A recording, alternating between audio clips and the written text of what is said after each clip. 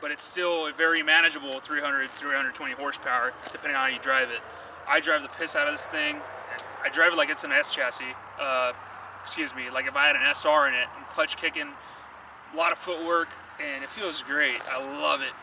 And I still have AC. I think I mentioned that before. So whether you want a C5, a little bit more bang for your buck, or a C6, which are still really good cars, just choose what you want, what fits you better, what fits your budget. And if you have any questions, just let me know. I'm very open about any questions that come to me or whatever. Visit Driftvette online on Facebook, and ask questions there. Or I think I forgot the other one. I think it's Corvette Drift Community on Facebook as well. Join that and ask me questions there. This first kit's the PBM kit. It just came out.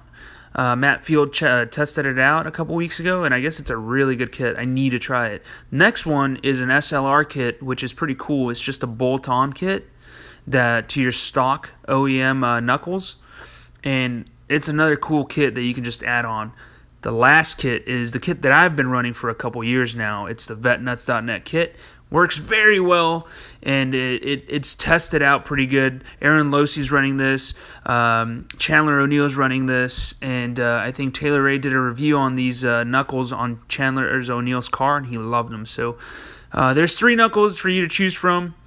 Let me know if you have any other questions, and I'll get back to you guys. Thank you. Last thing I wanted to talk about was coilovers. I'm running these Alden American coilovers just because they're inexpensive, $1299.95, made in America, and have a lifetime warranty. So that's why I run them. Everybody has their own preference. This is my personal preference.